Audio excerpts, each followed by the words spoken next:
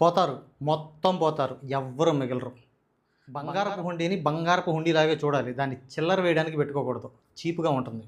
Hello guys, welcome to Vijay talks. Power star Pawan Kalyan garu నటిస్తున్నటువంటి most awaited movie they call him OG. OG నుంచి first single song అయితే release అయింది.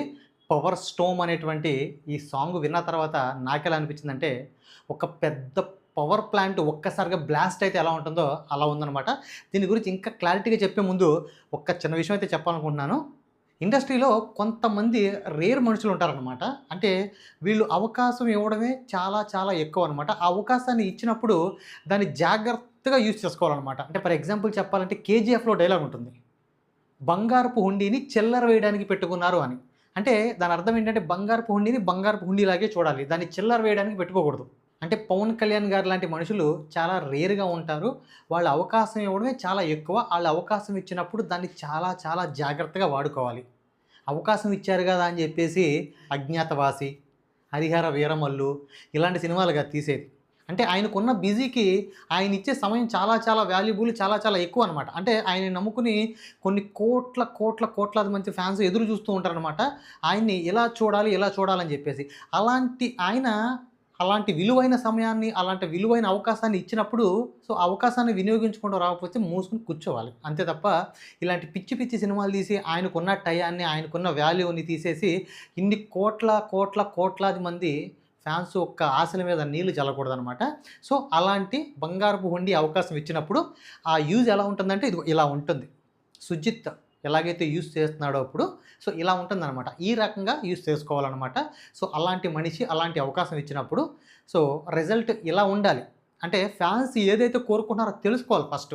అంతేగాని మనకేదో direction చేతిలో ఉంది కదా, పవన్ కళ్యాణ్ గారు లాంటి వాళ్ళు అవకాశం ఇచ్చారు అని చెప్పేసి ఏది పడితే తీసేసి సంవత్సరాలు టైం తీసుకుని 4 సంవత్సరాలు, 5 సంవత్సరాలు టైం తీసుకుని ఇలాంటి తోలుబొమ్మల సినిమాలు లేకపోతే 'అజ్ఞాతవాసి' ఇలాంటి సినిమాలు కాదు ఇవ్వాల్సింది. అర్థమైందా?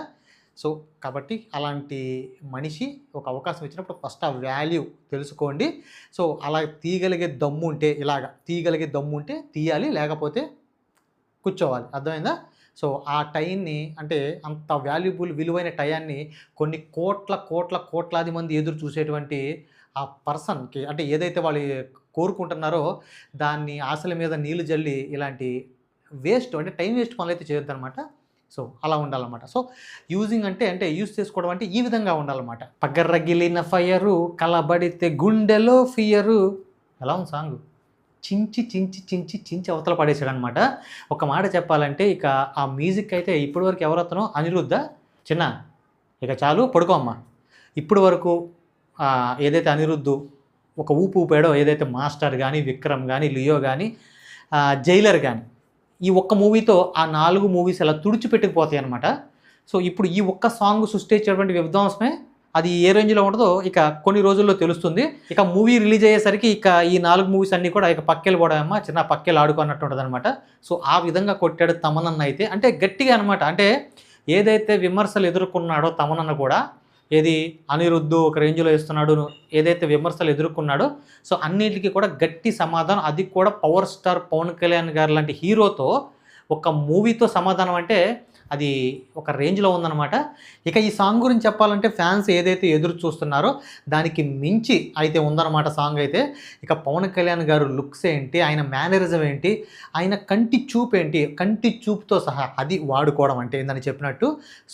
ఇతను ఎవరైతే ఉన్నాడో డైరెక్టర్ సుజిత్ పవన్ కళ్యాణ్ గారిని అంటే అంతకుముందు 'గబ్బర్ సింగ్' సినిమాలో హరీష్ శంకర్ ఆయన కూడా నాకు తెలిసి పూర్తిగా వాడుకోలేదు. 'గబ్బర్ సింగ్'లో కూడా పవన్ కళ్యాణ్ గారిని హరీష్ శంకర్ గారు పూర్తిగా వాడుకోలేదనమాట. ఈయన పరిపూర్ణంగా వాడుకుంటున్నాడని అయితే అనిపిస్తుందనమాట. ఈ ఒక్క సాంగ్‌తో ఆ విషయం తెలుస్తుంది. ప్లస్ మ్యూజిక్ డైరెక్టర్ తమన్ గారు కూడా ఇరక్కొట్టేసాం అంతే అన్న ఒక్క మాటలో చెప్పాలంటే.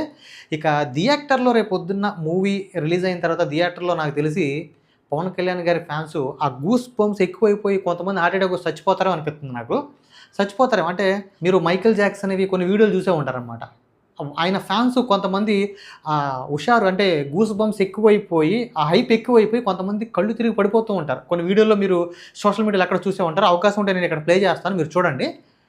అలా ఉంటుందన్నమాట. నాకు తెలిసి రేపు పొద్దున్న థియేటర్‌లో వీళ్ళ పరిస్థితి ఎలా ఉంటుందంటే ఆ గూస్ బంప్స్ ఎక్కువైపోయి కొంతమంది హార్ట్ అటాక్ చచ్చిపోయినా చచ్చిపోవచ్చు. కాబట్టి ఆ ముందే ఏమన్నా ఇన్సూరెన్స్ ఏమైనా ఉంటే చేపించుకొని వెళ్ళండి అనమాట మూవీకి. ఆ రేంజ్లో ఉంటుంది, థియేటర్లో తగలబడిపోతాయి. ఈ సాంగ్లో పగ్గరగిలిన ఫైర్ వచ్చిన తర్వాత ఇక ఫీరే కదా, భయమే కదా అందరికీ. సో కాబట్టి ఇన్సూరెన్సులు చేయించుకొని పెట్టుకోవడం అయితే బెటర్, థియేటర్ ఓనర్స్ కూడా. సో ఒక్క మాటలో చెప్పాలంటే ఇచ్చి పడేశాడు అంతే.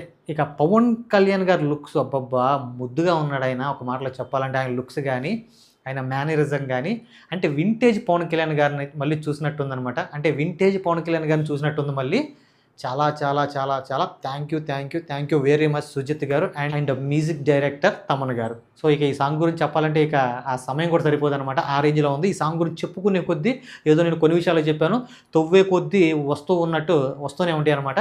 ఇక నాకు తెలిసి కొన్ని రోజుల వరకు సోషల్ మీడియా అంతా ఈ సాంగ్ పట్టుకునే. సో ఇక ఇది ఇవాల్టి పవర్ స్టోన్ సాంగ్కి సంబంధించినటువంటి ఒక చిన్నపాటి రివ్యూ అనమాట. ఇక నాకు తెలిసి ఇక సోషల్ మీడియాలో కొన్ని రోజుల వరకు దీని గురించి వీడియోలు వస్తూనే ఉంటాయి.